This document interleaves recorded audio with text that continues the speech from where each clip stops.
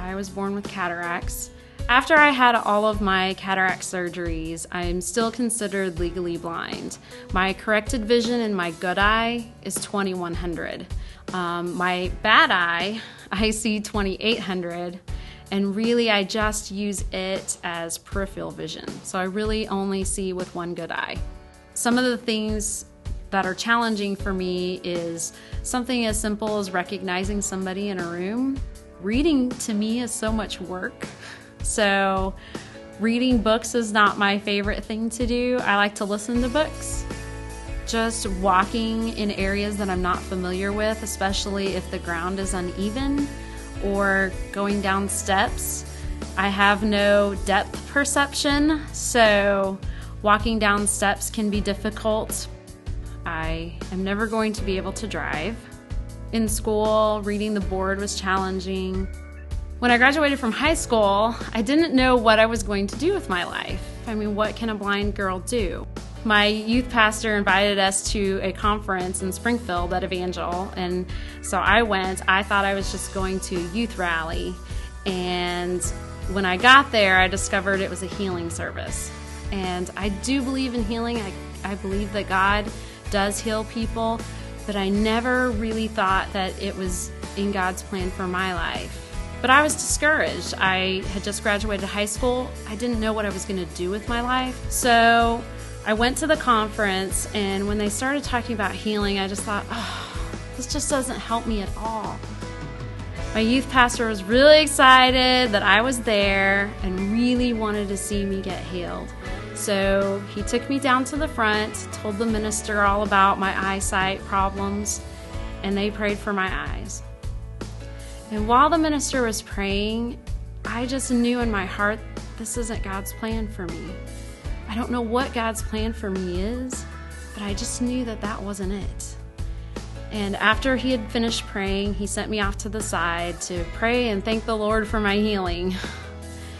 And I went off to the side and I just cried out to God, God, what is this all about? While I was praying, it just seemed like the entire room just emptied out, and it was just me and God there. And I've never heard God's audible voice. I know people say that God spoke to me, but I just had this comfort in my spirit of God saying, there's a reason. You may not understand now. You may not understand while you're living on this earth. But you will understand when you get to heaven and see me face to face. You'll understand my plan. I have a plan for you. My plan is to prosper you, not to destroy you, not to discourage you. And so I went off to college, and I ended up studying communications and broadcasting.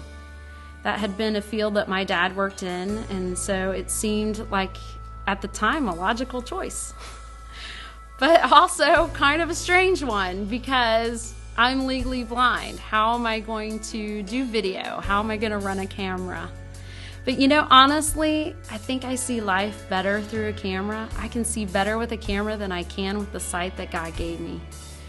And I ended up, after college, working for a TV station for 11 and a half years. And now I work for Global University as a videographer and video editor. And I get to travel the world. So those are opportunities that I never would have had if I just didn't follow God's plan for my life. And really all it was just saying, okay, God, here I am, use me. And what I've learned through my experiences is that God can use the least of what you have to give. He can take the tiniest offering that you have. It just needs a willing heart. And He can do the rest. There's a reason I have brought you to this place. There are things you cannot see, but my plans are still in place. And there's a reason, though the burden's hard to bear. I am here, I hold your hand, and in time you'll understand. Fix your eyes on me, not on what you fear. There's a reason why you're here.